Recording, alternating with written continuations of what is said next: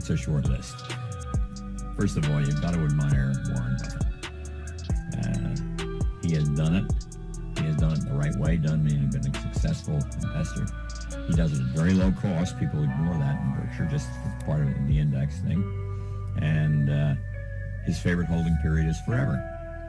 And he loves the idea of indexing.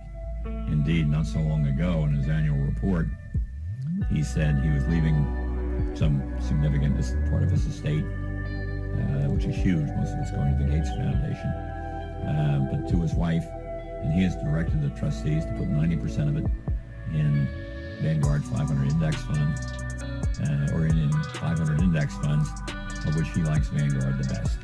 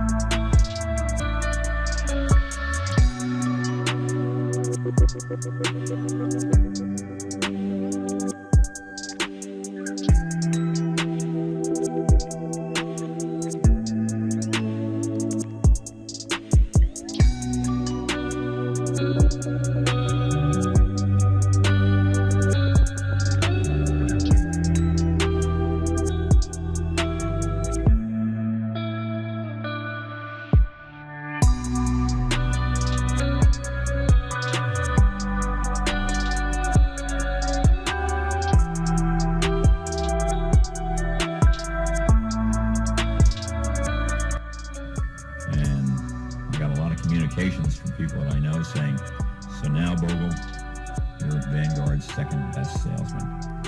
So about an extra $1 billion came into the fund as we measure it here over Warren's comment. So it has a universality about it. So you got to like Warren. He understands and respects indexing. And so do all the people I'm about to mention. Now, he's not running a mutual fund. So he gets an awful lot easier life than mutual fund managers. His shares may be redeemed. We're striving for short-term performance, anathema to Warren. And in the mutual fund business, I like the firms that are managers and not marketers. This is a giant marketing business. And two that stick out are Dodge and Cox. I've known the managements out there. And they run 4 or 5 funds. The average big manager runs 150 or more, even more than that. And Mason Hawkins down at Longleaf, and they run 3 or 4 funds, and they're investment managers. They're not out promoting all the time.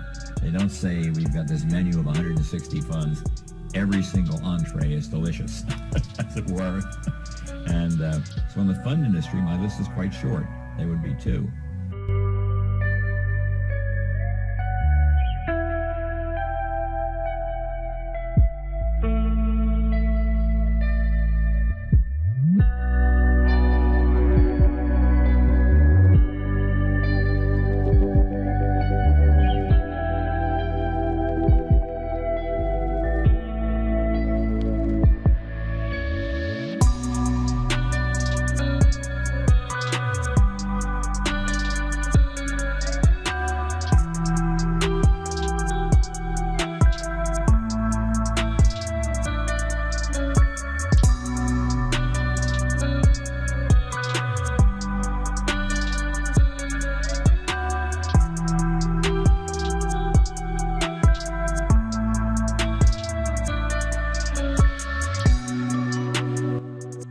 In the hedge fund business, I'm not a great lover of hedge funds, but I'm a great admirer of Cliff Asness of AQR and Steve Galbraith, formerly of a Maverick, who now has his own firm called Heron Creek. And what's good about them, and what's good about Mason Hawkins and Dodge and Cox, is I'm not saying that any of them are guaranteed to give you above average performance. They know that as well as I do. They know indexing, and probably many of them applaud indexing. So we get along fine, but we're intellectually honest with each other. And they don't tell me I'm wrong. Cliff Asness says that his claim to fame is that he has the hedge fund that I hate the least. And you've got to admire some of the college endowment managers, particularly David Swenson up at Yale. You have to also admire Andy Golden down at Princeton. They've had great records over the last 20 years.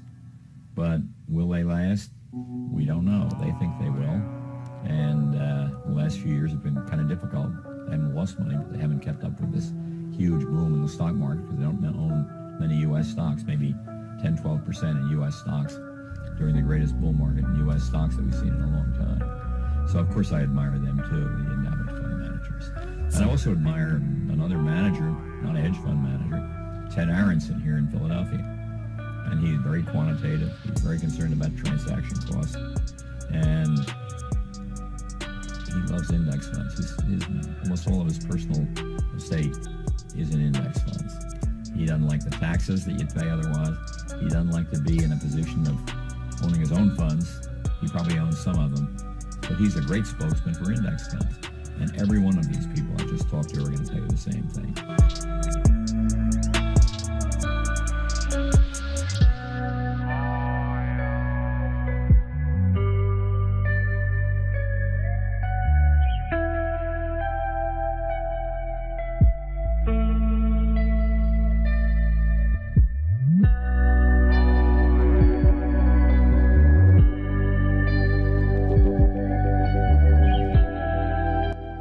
So I like them because they agree with me, but that might sound like a trivial, kind of almost specious kind of comment, but they're right.